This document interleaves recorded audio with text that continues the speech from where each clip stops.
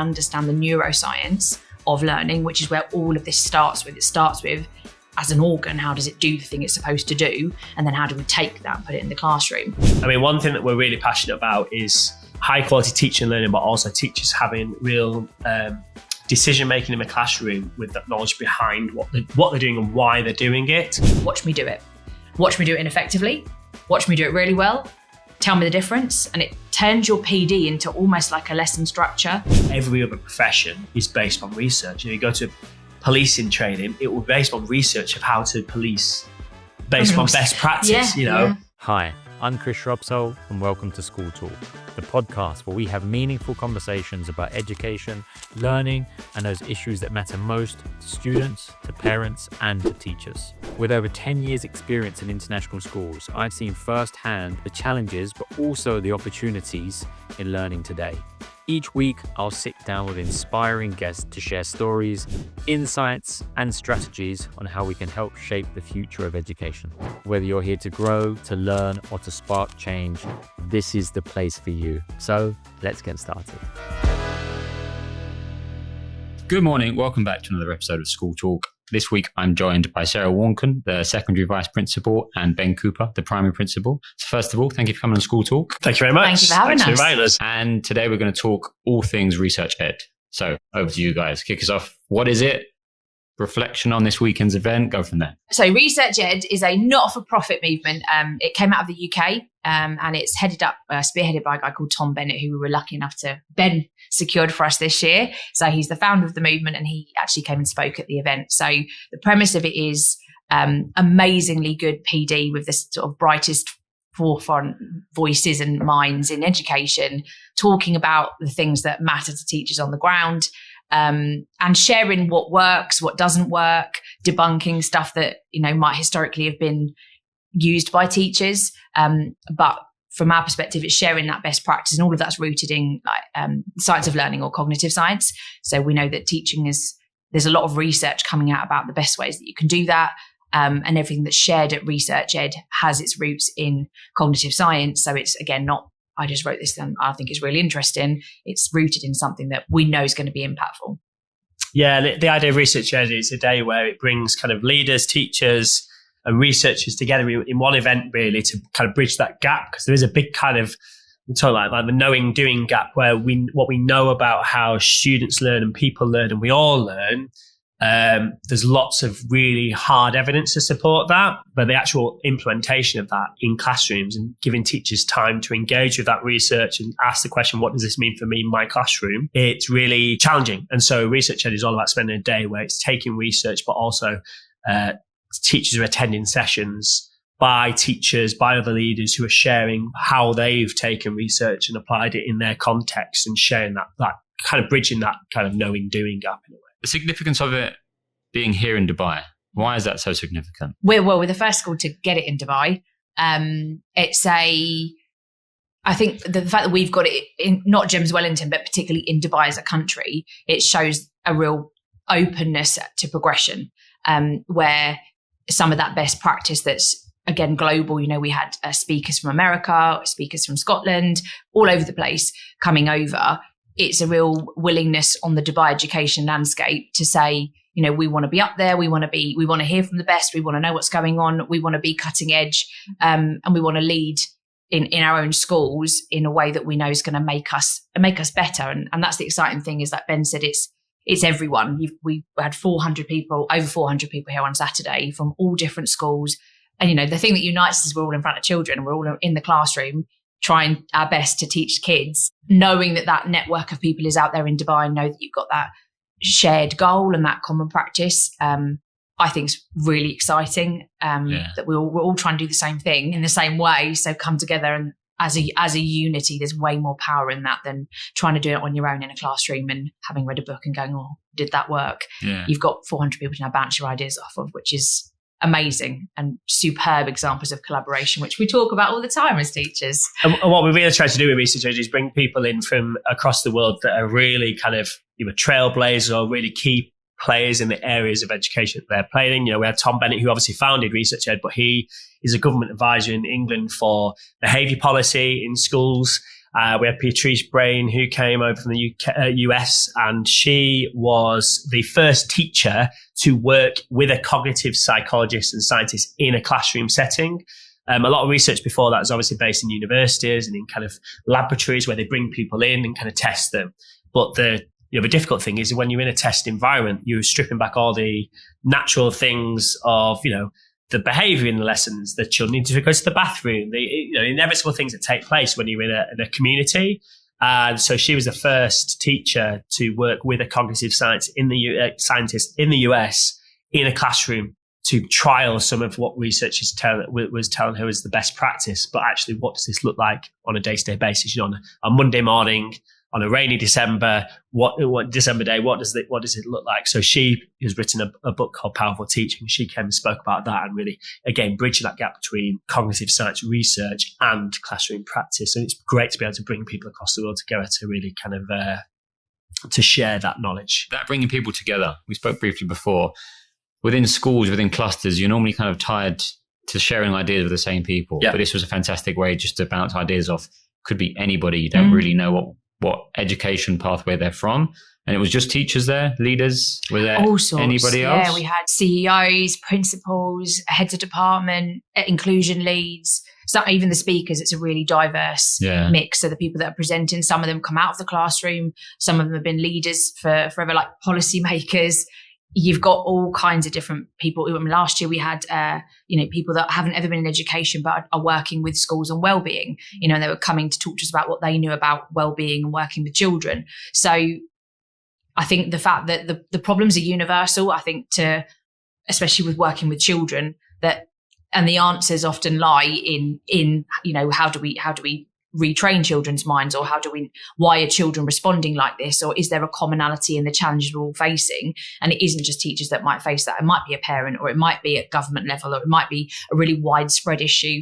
So I was saying to you, in terms of reading and literacy, we all know that actually Dubai is a massively international context, and there's lots of children who may have barriers to accessing reading and things like that. So bringing in voices on people who maybe have written programs about how children read, or applications or platforms, things like that, who can just share, this is what we've learned about that problem, and that can be used by you in whatever context you're coming to us from.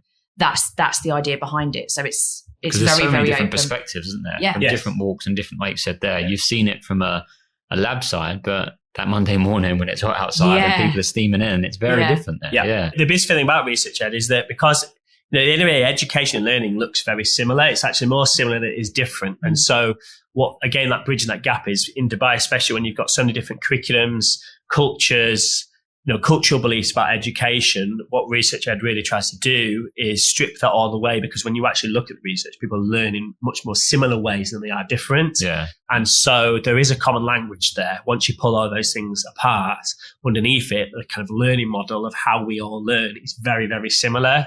And so what's quite nice is when you bridge that gap and bring everyone into the same room, policymakers, teachers, teaching assistants, community members, whatever it might be, and they're all engaging in similar type of research, you actually discover that we're all very, very similar in that process. And the way we do things successfully is more similar than it is different, despite where we come from in the world, the cultural backgrounds, the curriculums, all that context. Once you strip that back, it's actually a very really similar process of learning. Do you think we're fogged a little bit by that? You see all these nationalities, different things that you think that we've got to do all these things first. Education is very politicized, right? Yeah. Basically policymakers and teaching and education usually is influenced. The way it goes is based upon governments and policymakers who maybe have never been in classrooms. I think the research, when we talk about teachers being experts and direct instruction and teachers driving that in the classroom to give pace and high expectations, etc., in the classroom,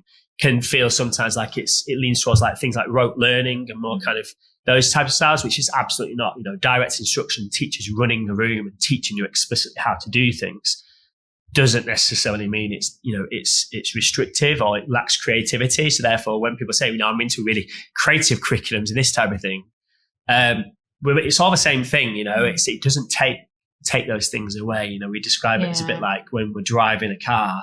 You still need an expert in the car. If you said, right, we're going to do discovery learning, you're going to get in the car and just see what happens. It'd be chaotic. There still needs to be the expert in the car that knows how to build in that knowledge over time to keep you safe, to control the situation, but equally to still allow you to develop and progress.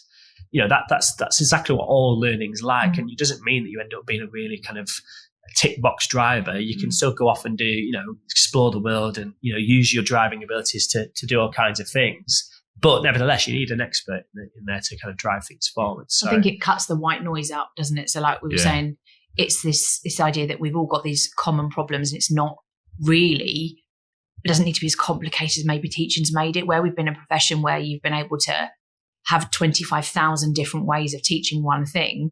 If you bring it back to how children learn, and that's pretty much the same because every brain is wired in a very similar way. You don't need 25,000 ways to do something. There's pretty much a single process that we go through cognitively, like physiologically, if you think about it as an organ and not as a instrument for learning, but like as an organ, the way it functions, if we understand that and we understand the neuroscience of learning, which is where all of this starts with, it starts with as an organ, how does it do the thing it's supposed to do? And then how do we take that and put it in the classroom? And it's, as a profession, it's become something that I've been in teaching for 15 years, and goodness me, like the amount of different ways I've been told to do different things. And then you think, why isn't it having an impact? And when you apply the science and you look at what you've tried to do in a classroom and you go, oh, that's why it didn't work, because I'm trying to make the organ do something it's not designed to do. It works like that. So if I style my teaching to that, then I'm going to get a better outcome. So it's a really, when you simplify and you strip it back and you bring people who are experts in that field and almost upskill you as a professional and say, if I teach you how that part of the brain, part of the body works that you're really trying to fill with knowledge and get ready for an exam, then that's going to lead you to better outcomes. Yeah. And we've just been doing lots of stuff wrong. And Tom Bennett calls it a fetishism, but it's like education fetishisms, where we take something and we imbibe it with mystical qualities and we say, oh, this is it's the buzzword thing that teachers love. It's got this amazing magical quality because someone somewhere's done it once and had a really nice class that responded to it. But you lift it, you drop it into your school, and that happens over and over again. And you get these lethal mutations, and it doesn't work, but it's become this monster that everyone's trying. And then it takes a little while and they automatically fade because they don't work. Whereas the good stuff sticks. So I think, especially with new teachers coming through, what you want is to train them in that way, so that they are from the get-go, not out at sea. I probably spent the first 5 years of my teaching career having no idea whether I was doing it right or wrong. And now I look at what I know now and think, God, if I'd have known that at the start, I'd have been a much more impactful teacher at the beginning. Yeah. I think as well, you think when it is that, it gets taken, the basics are there, but then you need to take those basics and put it in your class context. Exactly. And it's the class context that I think that gets picked up as well. Not just the basics that are moved around. The classroom context is about relationships and the community and that's things. And, teaching and education is social because it involves communication. And so I think sometimes when you hear about the cognitive science and research and thinking about the brain, it sounds very scientific, but of course, relationships and happiness and well-being is all still part of cognitive science. The learning process is one side, but we need to be happy and comfortable and safe, and all those different things need to be in place as well. And so therefore the teaching is the art and the way that we communicate, the way we engage and we build relationships.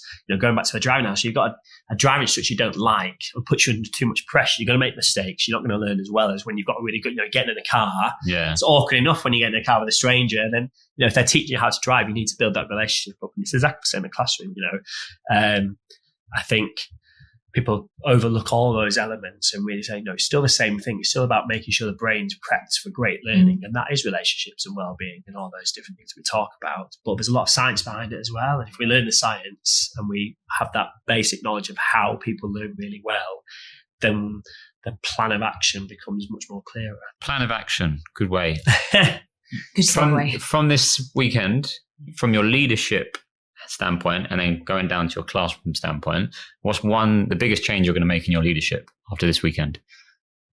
Oh, that's a really big question. That's a really good question. I mean, I think simplicity sometimes is the best way to go. I mean, we've been on a journey anyway. And I think when you come to a place like this, it's like refining the processes that we are going through to really make sure we're doing it right and that fidelity is there, etc. So, I mean, one thing that we're really passionate about is high quality teaching and learning, but also teachers having real decision making in the classroom with that knowledge behind what they're doing and why they're doing it.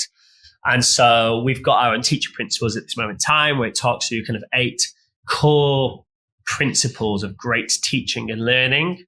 And something that's come out of kind of this weekend is really about the intent behind that and really making sure that teachers know why they're doing it. So, a great way to start a lesson is by starting off with like a do now or retrieval practice, where we ask children to recall. Sometimes in primary, what we do is we ask the children to recall something from yesterday, last week, last month, and last year. And the idea is they're drawing back on prior knowledge and recalling important information, because we don't recall it, we lose that information. But we can do it in really great ways, and we can do it in really terrible ways as well. So the do now is the idea is the children will come into lesson and they've got something to do straight away, but it's focused on that retrieval. Mm-hmm. And so we need to really make sure that teachers know that's why they're doing it, and it's not just a random activity, and it's just kind of, it's got real purpose. So we want to really make sure that teachers are drawing from the knowledge that they want children to remember. In primary, that's a lot of the foundational skills, your times tables, those number facts, etc. in mathematics. So they're drawing from and setting challenges and questions based upon the things that they really want them to know and remember, rather than it being a kind of, what can I make them think about today? And not really having any intent behind that. So it's just about precision. We call it kind of precision teaching. What I'm asking to at this moment in time and why. And if I can't answer the question why clearly enough, then we're potentially wasting someone's time. So I think for me, so we've just become the first Step Lab hub school in the UAE.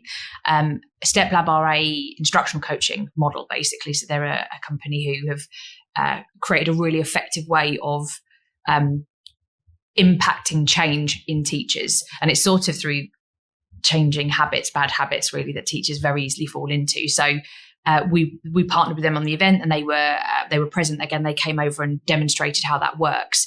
And I think a real takeaway for me as a leader, I oversee PD. We talked about this just before we went on. Effective PD is the golden standard, isn't it? You want to know that you've asked your teachers to do something and they're going to go away and do it and know exactly how to do it and become brilliant at it. And there's this sort of model of everyone sit together in the hall at the end of a Monday and have a cup of tea and be talked at. We know doesn't work. The same way we know that if we talk at our students for 45 minutes, they're not going to learn, and be able to write a really good Macbeth essay at the end of it. So something that I watched them do at ResearchEd and they demonstrated is this idea of rehearsal, and how just explaining what you want isn't enough. What you've actually got to do with teachers, with students, everyone at every level, is you've got to be willing to first model it and literally get up on my feet and say, I'm going to model for you now what it's going to look like when you challenge a child in the corridor about uniform. Watch me do it. Watch me do it ineffectively. Watch me do it really well. Tell me the difference. And it turns your PD into almost like a lesson structure. The step after that is rehearsal. Okay, I've shown you. You've all identified the second one was better and you know why it was better. Right, get into pairs. On your feet now, guys. I want you all to practice and rehearse having that challenging conversation with the child in the corridor. When they've got that mental model and they can physically do it, they are far better and far more likely, and they're equipped to go out into the corridor and do it. Whereas if they've sat in PD and I've given them the theory of why, and here's a bit of research that you're probably not going to go and read because you've got 25 papers to mark tonight. And then I'm going to make you watch a video and we're all just going to watch it and then go, yeah, we all understand that. Great. Right. Off you go, home time. By the way, for the next week, challenge uniform. They're not going to do it. And that's literally been the PD model that I've seen and been part of most of my career. This is a completely brand new way, which puts the onus on the teachers to rehearse and practice and do it. And they come at it from this premise of, and it's right, as a profession, doctors practice. Doctors get an orange and they practice, taking off the layer of skin with, and elite athletes, they practice. They have coaches who tweak their performance and they give them really small, granular things to work on to make them world-class athletes. Teachers don't practice. Teachers can identify the problem, but they go back the next lesson. They keep doing the same thing over and over again. And it really breaks that sort of mental cycle of doing the same thing in the same way and going, right, stop. Why am I in my classroom doing it or teaching it or planning it like this? I need to do it differently to get a different outcome.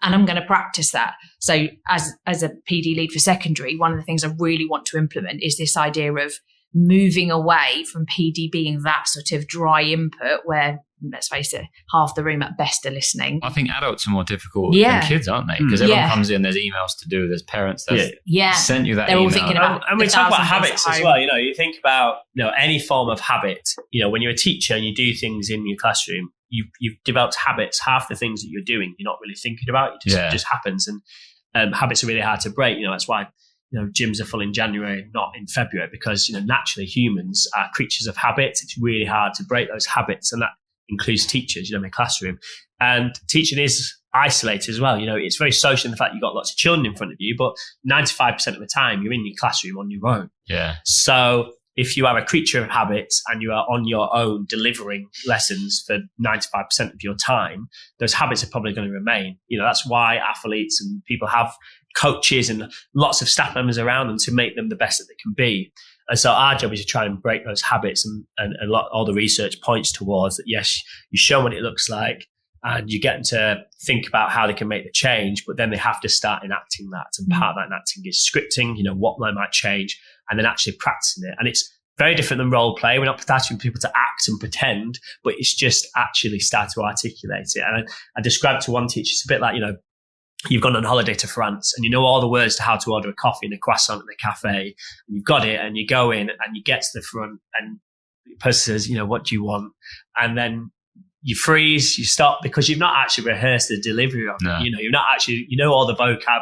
You probably know how to say it with your partner outside in the street, but as soon as you get there, when you're face to face with someone ready to do it, you potentially bottle it and you don't do it, and then you just ask in English and then you scurry off very quickly, embarrassed. And it's exactly what we're saying. A teacher will get in front and they say, right, I'm going to try this. And then it's very easy when you're on your own in the classroom to just default back into, because it might go wrong. There's so many kind of social factors, all kinds of things happening that make a deterrent for that change of habit. And so trying to do as much as possible to change that habit and say, we're going to come and see what this looks like. We're going to see when it might be going wrong and not perfect, to provide feedback and follow it up and really unpick that with you as a friendly critique, not I'm just coming to judge you on that. And then you're invoking change and you're motivating people to adapt and adjust. Teachers, and that's something that's really powerful. Learners, don't they? We've talked about learning. Yeah. What it's doing is taking this idea that I'm the teacher, I'm the oracle, I know all, and I'm a learner now. And you go back to the way we're talking about cognitive science and how children learn, and in whatever capacity learn how to behave. Because some of it is, you learn how to behave, you learn the norms and values, you learn that you've got to line up, you learn to put your book bag there. So whatever it is you're learning, it's the same whether you are a 5-year-old, an 18-year-old, or also us in the classroom. And I'm hoping as a culture that this premise and the way we're working with Step Lab, it really allows teachers to accept, I'm a learner. I'm not just a teacher. I don't have to know everything. I am continually on this journey, and I want to be better. And to do that, I'm open to learning and having somebody give me feedback that's going to make me better, make me a better learner. And again, I think there is this sort of culture around teaching where, once you've done your training ridiculously, however long ago it was, that's it. You're done. You're out into the classroom. Off you go. You will now be able to answer all of your questions and problems yourself. If you have any issues in the classroom, you will just resort back to these 2 years of training and everything will be answered. And again, however long you've been out of training for, whatever you learned back in, the 1990s or the early 2000s or however long ago was you trained, it's very likely that the landscape's changed. So the answer's not the same. So I think freeing teachers up to say, I'm a learner. I'm still learning that, whether you're 10 years, 20 years, 2 years in, I think it's really exciting. Yeah. I think it's refreshing as well, going into a PD knowing you're actually going to be doing something. Yeah. Because we've always sat and listened to that PD and you leave and you're like... Listen to the expert. Yeah, but if you don't do anything, it's not put into action. Absolutely. Nothing really changes. Yep.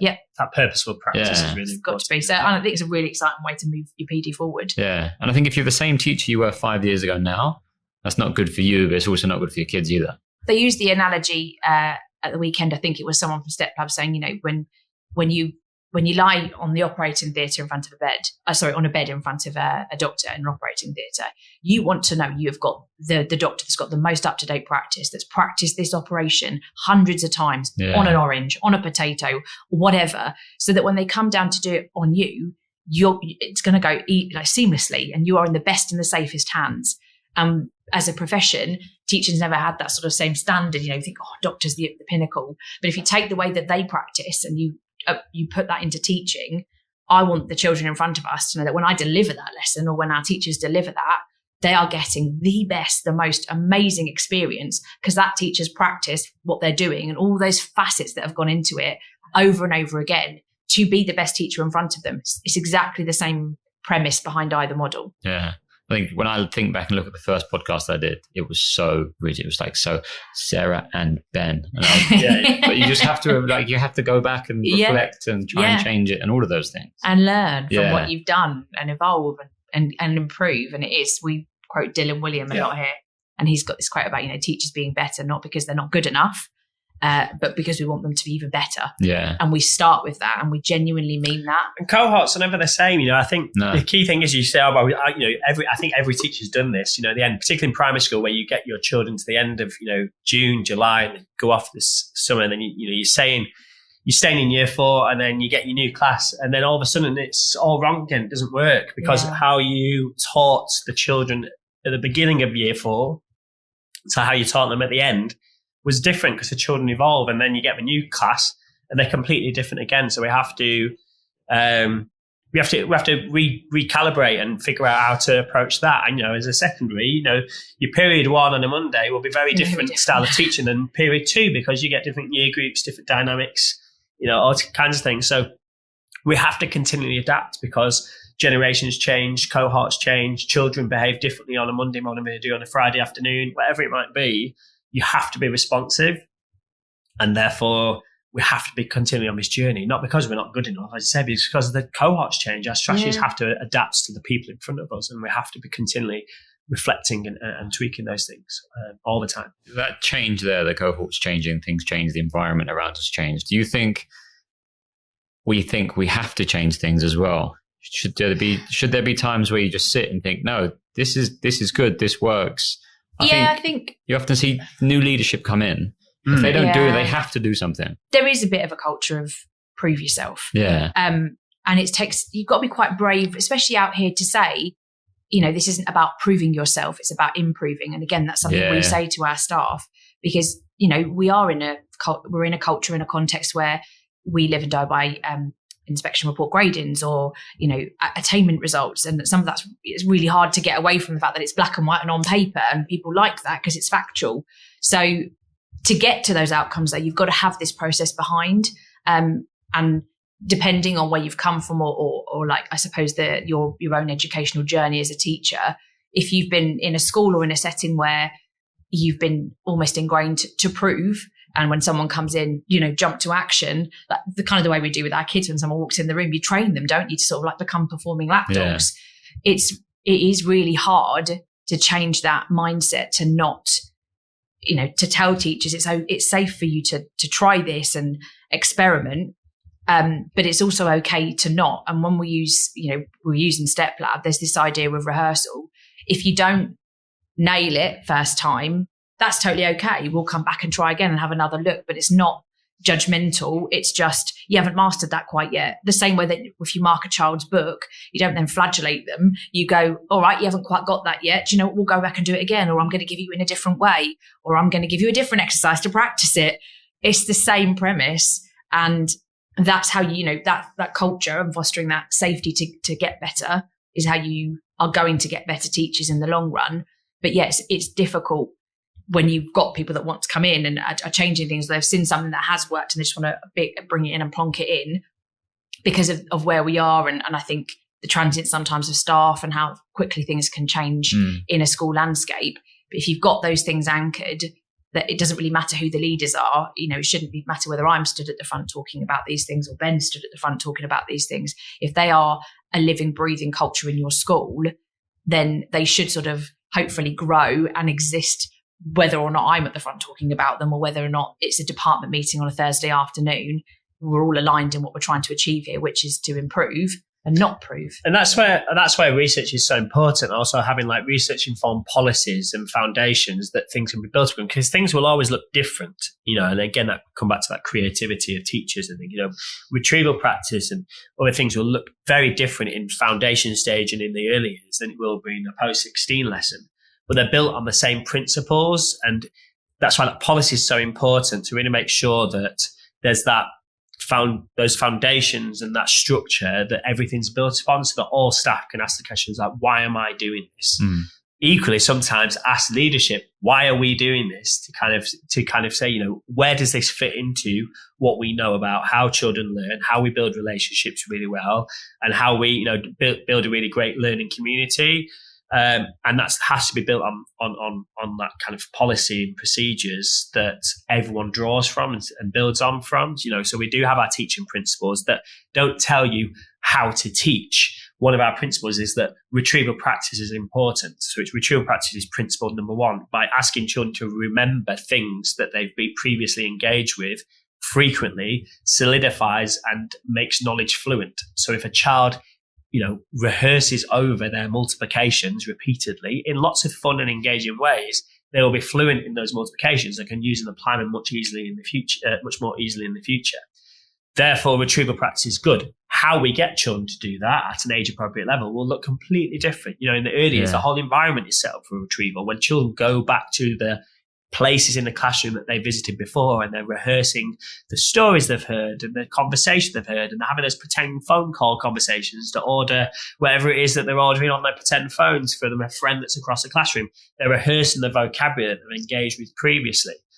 In primary school, they're retrieving a bit more structure. You know, they are retrieving times tables using games and things like that. It looks different, but the why we're doing it is exactly the same. And if you keep the why we're doing it, then generally speaking, whatever it looks like doesn't really matter as long as that fidelity of why we're doing it stays. And therefore, everything that's happening is happening for really the common purpose, you know, common reason. Yeah, I think that why as well is good, that like you're saying it down, but you also want them to challenge up. Yeah. Why are we doing and this? if leaders have that open sitting around the table making decisions don't have a why, or the why is because that's how I did it in my last school, that's a really bad reason to do it. Or if the why is because it ticks a box on a framework somewhere, that's a really bad why. The why should always be because research tells us this has an impact, or because having looked into this, there is fundamental research behind the fact that that's going to have a positive change or whatever.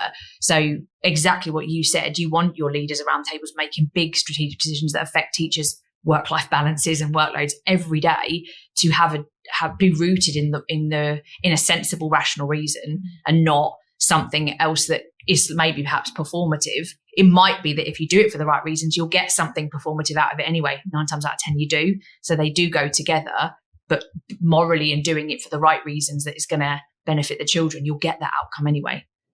I think, like you said, they're morally for the right reasons.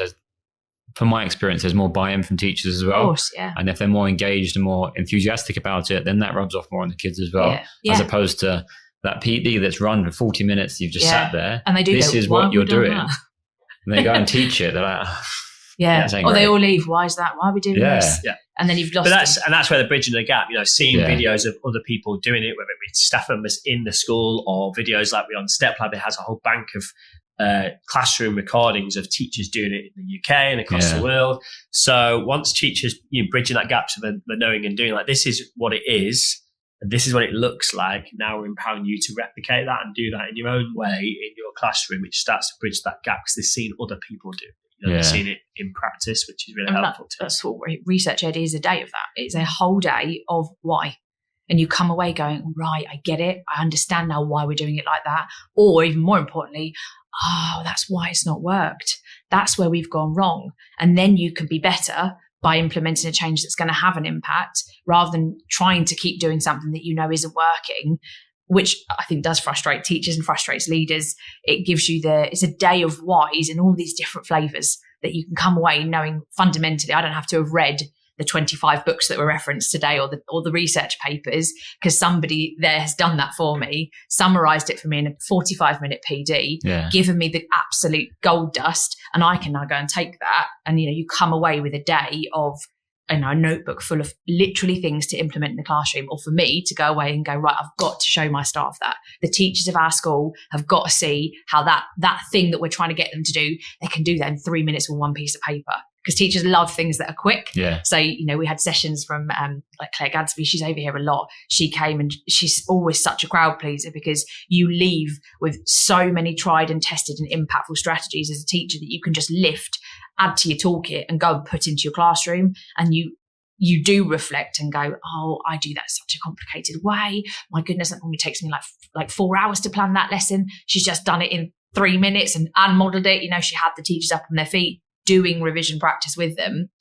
That's what, if you come away from a PD with stuff like that, of a day of why it works, but I can, and on top of that, I can just literally lift that template and do it, for the paltry ticket sum, I think it's absolute dynamite. I love that I've come back today because you're both so enthusiastic about it from the weekend. Yeah. You can tell that it's like all we the love ideas it. are ticking over in your head. It. You want that staff meeting to roll around. Like, PD, come on. 3:00, everyone else will be like, I think as well for me is that we talk about professions, and you talk about, police and firefighters and doctors and nurses and these professions where you can really, they hold what they do in so much high regard. I think teachers, it being quite a humble profession, is what we're not very good at, is not being professional, but really holding ourselves in the highest regard. And I think it's important to acknowledge when teachers, I think it was mentioned this weekend where, at the end of the day, our job is to change brains, right? Which is a big deal, yeah?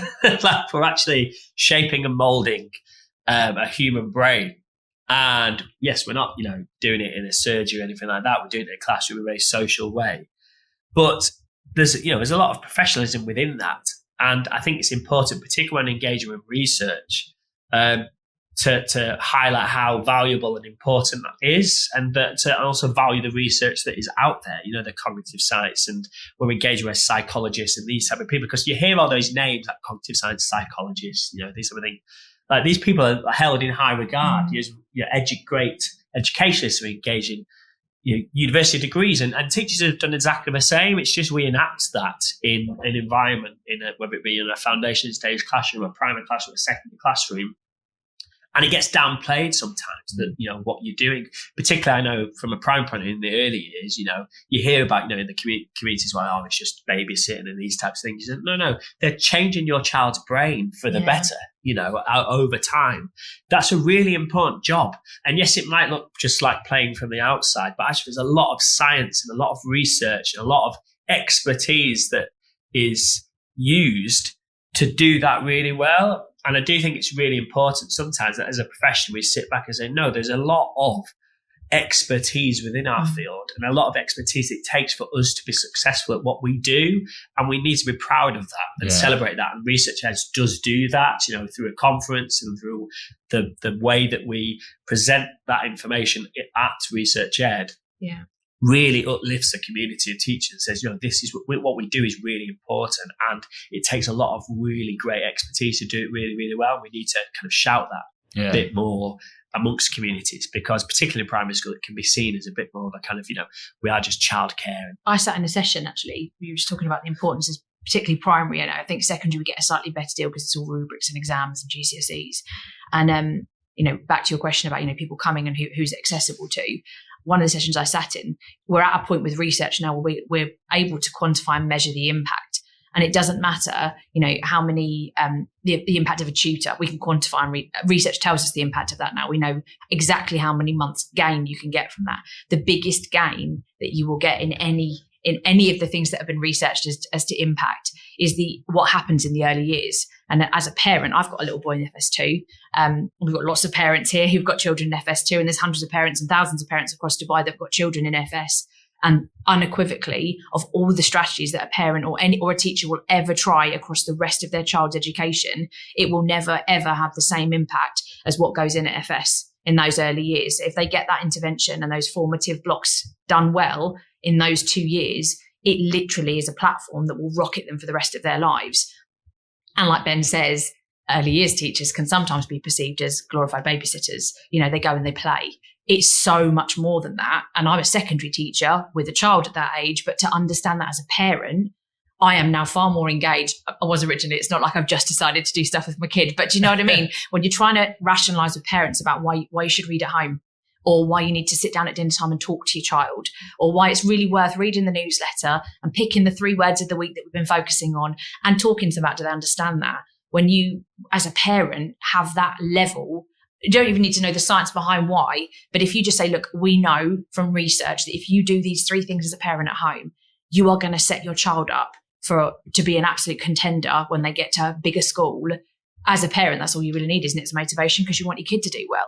So it sounds complicated and convoluted, but at the core of it, this stuff tells us things that are so profound as teachers and as parents and as, well, the team around the child.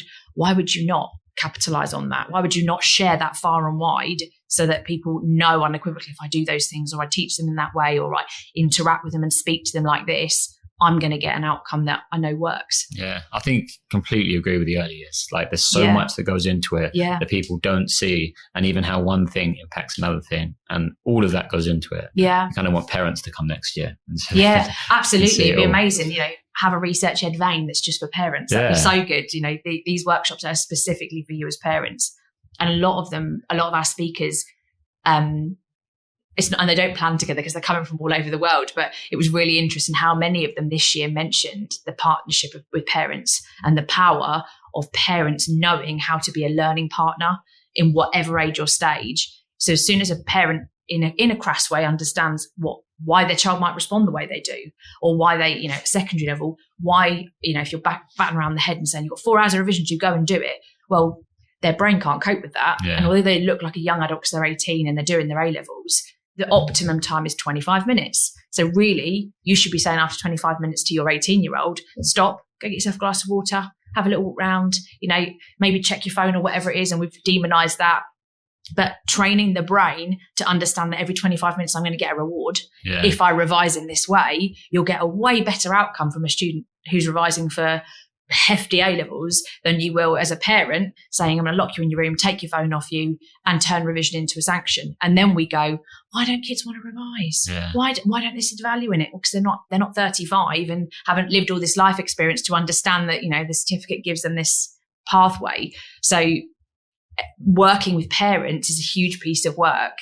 You know, it'd be again brilliant to have that at some point at one of our conferences. But they echoed that, and as a teacher, sometimes you forget there is another party at home that we probably don't tap into enough, or we're not using in a way that could again maximise the outcomes for the learners in front of us. Yeah, I think that relationship as well, because you drop your kids off at school, and you have that such good conversation with the teachers, but then as they get older, that conversation drops off. When I taught year 6, when I had my last school, they were independent leavers. So you just didn't see any parents. Yeah. And it's those quick conversations are, look, we've been working on this. Could you just turns into an email, gets so much more formal and things like that. So yeah, that relationships. Like, you know, 3 times a year at a PTC. Yeah. On Zoom, which is 8 minutes long. And I think we presume as they get older, we're doing them a favour by encouraging them to be independent, and that is important. It is a life lesson. You can't be, again, you can't have an 18-year-old that you're still going, I'm going to phone your mum, or I'm going to email your mum at every homework. That's not sustainable, firstly. But that involvement and that awareness, a lot of that comes from parents not knowing how to help. We do a workshop around now this time of year every year with our parents and say to them, you know, come in, we'll tell you how we've taught them to revise, we'll tell you what we've given them, we'll tell you where you can access it. And, you know, I am not a physicist. I use the example all the time. If I go and observe A-level physics or A-level chemistry or even A-level maths, it's like I've walked into a different universe. I don't understand the subject content, but in terms of strategies for helping them to revise, I do know that if I know how to help that child turn that into a flashcard, or I know what dual coding is, which is basically fancy for can you turn it into something pictorial? You know, they don't need to know a real complex version of it. But if I said to parents, you know, put post-it notes around the house and do a memory walk for revision, they know they can go, yeah, all right, I can make them do that. Or every day they get cereal out the cupboard. So what I'll do is I'll put a keyword on their favourite cereal box. So every day for the next 6 weeks, they're going to see that word every time they get a bowl of cornflakes. Yeah. Giving parents that knowledge and not having that just in the confines of a school wall, again, is going to hugely impact the likelihood that kids spend as much time at home, if not more, than they do at school. So joining that up to get that outcome and again, maximise that and use those strategies that research tells us work is something that, again, it seems so obvious, but you sit there on a Saturday going, that's a really good idea. Yeah. And sometimes you're just too busy to remember it. You've forgotten it. I think, so much of it is that partnership, that collaboration, that relationship. Yeah. Keeping all players as involved as possible. Clued up, Yeah, for sure. Wrapping up one theme or trend you think is going to be a really big thing this year? I'd like it to be instructional coaching. I know as a company, so we work for GEMS, and GEMS are onboarding with Step Lab, and we've got a playbook coming, which is a really sensibly codified way of sharing what we all understand about teaching and learning. And it's rooted in this research. So as a company, it's great that we're moving in that direction where not just us, but all GEMS schools will have that codified language about what teaching should look like and how it should look in a classroom. And that do that because that works, not because it's a buzzword or we've bought a package, or it's just because it's sensible and it has an impact. So I think the way we teach our staff to do that through Step Lab hopefully will be through coaching. And I think, like I said to you, moving that PD to a sort of like practice it, get up and practice again as a company. GEMS are saying we're on board with that. We want our teachers not just to sit in PD, but to get up and practice. I think if that does take off across the whole of Dubai, maybe not this year, but over the next few years, there'll be a real change in the way that teachers deliver in the classrooms that will have a much quicker impact than PD could have in 3 years. Yeah. I hope I hope that happens anyway. Yeah. I mean, for all teachers out there, I can think they want to agree with you. I hope more so. exciting PD. Yeah, exactly. Sure. Just so they don't have to sit in boring Monday meetings anymore. And I'm hoping that I'd like to think we get past the kind of idea of like trends and fads and this type of thing, with things that are kind of just rolled out and, because someone thought it was a great idea, that everything's kind of is underpinned by research, and therefore it becomes like more sustained over time and just something that we just constantly kind of refine and tweaking over the next couple of years. I mean, what I've seen from a recruitment point of view is particularly coming from the UK, where the policy is now cognitive science based. So the early careers teacher framework, all the national professional qualifications like headship and senior leadership things, everything in there, there's clear objectives and criteria where people have to know about this stuff. They have to know about cognitive science, they have to know about cognitive load and retrieval practice and all these things. It's built into the policies. And over the past couple of years, I've seen an increase in the number of teachers that we're speaking to in the UK to bring that to Dubai and ask them about these things. There's more teachers are more confident with it now. And when they're arriving here, they're bringing that with them, but they're also then engaging in what we're doing far more easily than they were before, where it's kind of a bit alien. Like, what's this? This is all very new.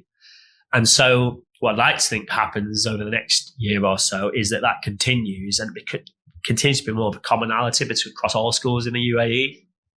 And the fact that GEMS are doing things like this, where it's not just UK-based schools now that are embracing this type of thing. They get the IB schools on board, they're getting American and Indian curriculum schools on board as well, that this becomes not just like a UK-based thing where ResearchEd is UK-based, but it becomes more global, and that the whole community of teachers in Dubai start to engage more in this kind of research approach to education, which of course it has to be, it should be. Every other profession is based on research. You go to policing training, it will be based on research of how to police, based on best practice.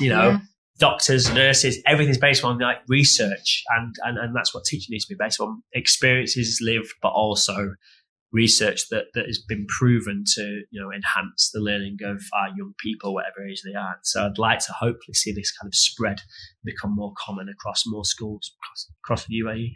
Love that. Perfect way to end. Okay. Yeah, really good. Sarah, Ben, thank you so much. Thank you. Thanks, it's been a pleasure. Thank you. Really good. This has been School Talk. Really interesting episode today. ResearchEd next year. Is it in the pipeline already? Well, hopefully. So, like we said, Tom Bennett came. I think it was the rubber stamp. If he had a good time, and I think he did, then yeah, we've done 2 years. I think we'd like to continue to host it moving forward. So we'll be in talks with him over the next few weeks, try and get a weekend anchored in, and then it starts again, and we start hitting up LinkedIn and get it on the socials and get the save the date in. So yeah, it would be our privilege to have it again, and definitely make it a bit of a tradition now. Perfect. Good. If the date has been saved by the time this podcast goes out, all the information will be on the podcast as well, so you can go from there. You'll definitely see it on LinkedIn from people sharing it and recirculating it. It'll get out there. Good. Once again, thank you for watching, listening to School Talk. My name's Chris Shrubsole. Bye for now.